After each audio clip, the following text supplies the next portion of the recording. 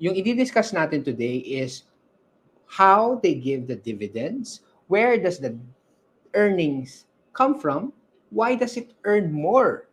Pag-ibig is also earning a lot and it has loans that hit record highs and 2023 dividend reveal. Fund sets aside at least 70% of its annual net income. 70%. In short, naitatabi talaga nila yun for this fund and that's a lot.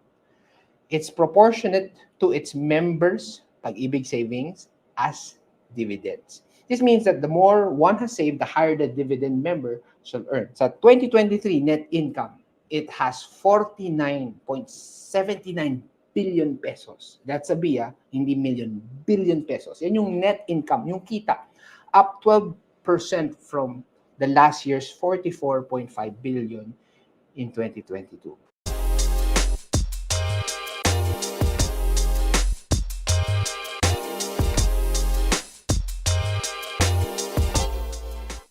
So, an overview, itong MP2 funds, basically voluntary siya na nagbibigay ka kung gusto mo mag-invest.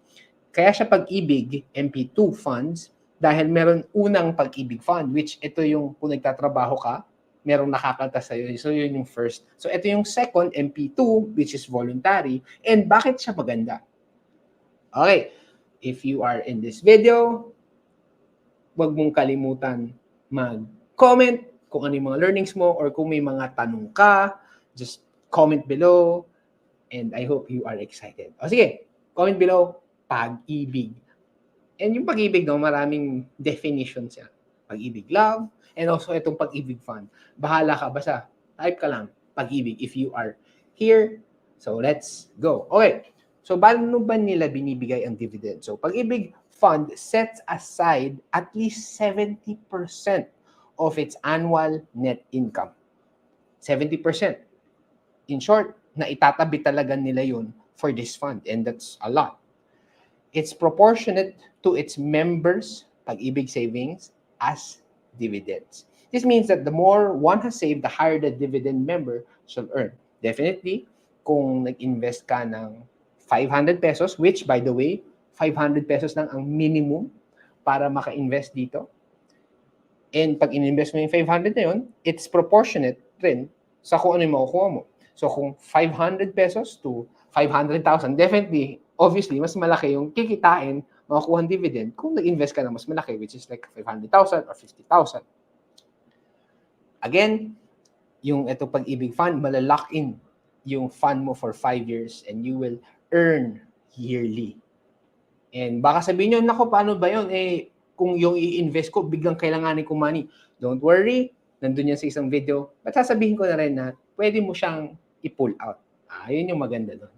Yes, naka 5 years siya para mag-complete yung Pag-ibig MP2 fund. But if you need it for whatever emergency or whatever reason, pwede mong kuhanin. Okay.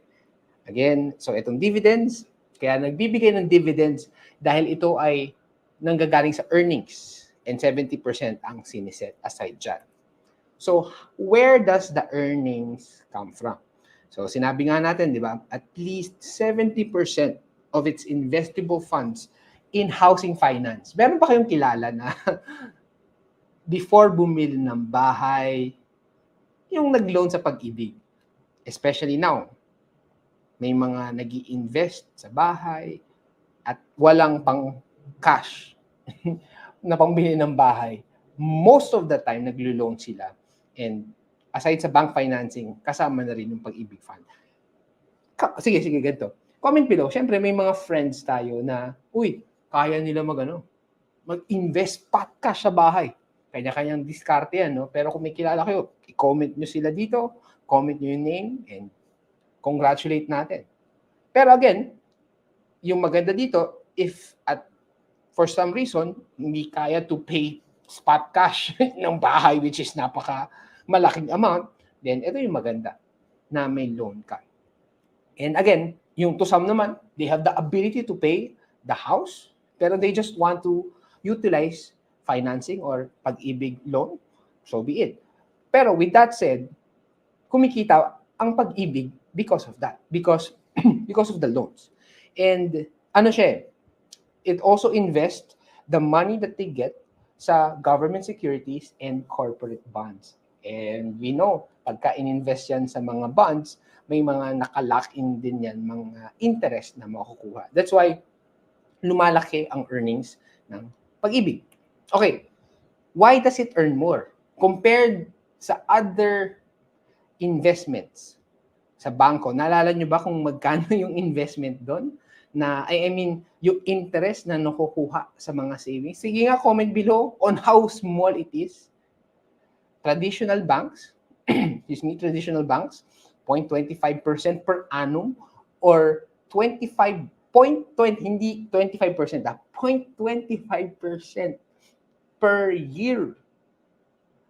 Ang pwede mong kitain to sa mga 0.10% per year yung kikitain na interest sa banks. So, kung let's say, yung little na 0.25%, at dahil per annum yun, i-divide mo pa yung by 12 para makuha mo yung monthly. Kung 0.25 na lang, di-divide mo by 12, napakalit nun. Talo pa yung inflation. Mas malaki inflation. So, this is a good alternative where you will earn more. Okay. So, amazing talaga yung Pag-ibig MB2 fund. Sino dito na-excite kayo? So, comment below. If you want, you can also like, share, and subscribe. And if you have questions, just type in the comment section below and we'll try to answer it in the future videos. Okay, just comment lang. We want to hear from you. Going back, okay. So, Pag-ibig is earning a lot. Malaki yung kinikita niyan. Sa 2023 net income, it has 49.79 billion pesos. That's a B, hindi million, billion pesos. Yan yung net income, yung kita. Up 12% from the last year's 44.5 billion in 2022. So, nag-grow siya ng 12%. And that's good news. Okay. And, syempre, yung repercussion nun, dahil, mas magiging masaya ang mga nag-invest. Kasi mas maraming funds para sa dividend. Okay, so loans hit record highs. Ibig sabihin, yung mga taong naglo-loan and yung amount na lino-loan, lumalaki. 2023 loans, isa-isayin natin, 126 billion pesos. Total savings collected, 89.26 billion pesos. Cash loan releases, 59.32 billion pesos. Total assets, 925.61 billion pesos. Kaya kung may mga friends kayo na nag-loan sa Pag-ibig Fund, magpasalamat kayo sa kanila kasi sila yung nagko-contribute ng earnings ng Pag-ibig. At if ikaw ay investor ng MP2 funds, then congratulations sa iyo. So let's talk about dividends. Total dividends declared is 48.76 billion pesos. Again, that's a B, billion pesos, and that will be shared by all of its shareholders. Of course, it's directly proportional to how much they have invested. So here's the annual dividend rate. Just rundown sa memory lane para at least ma-appreciate natin yung laki ng dividend that we can enjoy now. 2011, 4.63%. Sige, are you the person na nanonood na nasimulan mo yung pag-invest dito sa Pag-ibig since 2011? I want to hear it. Baka meron dito, OG. Una pa lang, nag-invest kahit 63% pa lang. Ayan. 2011, 2012, 4.67%. 2013, 4.58%. So, nung 2011, 2012, 2013, kita natin, naglalaro sa 4%-ish yung dividend. And then 2014, ganun din, 4.69%. And then ito na, 2015, naging 5% na ang dividend rate. And we like it noong 2016 kasi nag 7.43%. Imagine, 7.43%. Compared sa bangko, di ba, na 0.25%. Sige, tuloy natin. 2017, 8.11%. Sino dito na enjoy nyo yung benefit na yan? No? Malalock-in yan. At least if nag-ano ka ng Pag-ibig MP2 fund during that time, 8.11%. 2018, bumalik tayo sa 7-ish percent. So it's 7.41%. And then 7.23% naman sa 2019. 2020, 6.12%. And alam natin yan yung year ng nagkaroon ng global pandemic. But still, 6.12%. 2021, effect pa rin ng global pandemic, but it was still 6%. Not bad, right? 2022, we climbed back again to 7%. So it's 7.03%. And yung maganda sa lahat, they are all tax-free. Kasi pagka nag-earn ka sa bank, right? Traditional banks, makakaltasan ka pa. May tax ka pa.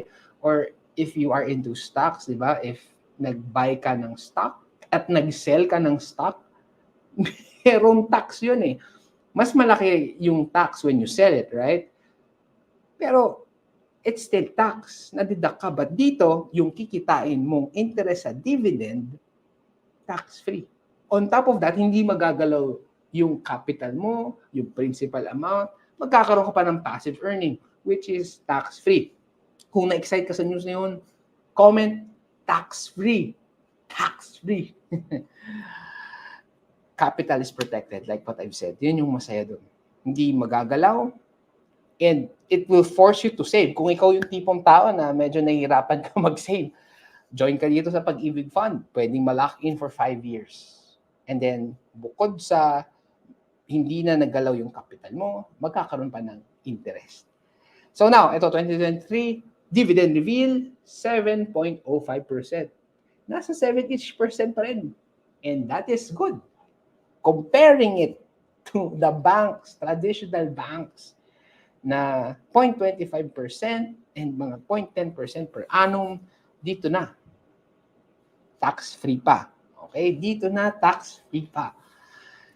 Again, if you just joined watching this video, don't forget, meron tayong earlier na Pag-ibig video that in-explain ng Pag-ibig. Yung benefits and a lot more. Dami ko ang tinanong eh, nag-enjoy ako sa conversation. So, watch that video. So, ito. So, ano yung tingin mo? Are you happy with Pag-ibig MP2 funds? Ako, masaya ako. Ang tanong, masaya ka rin ba?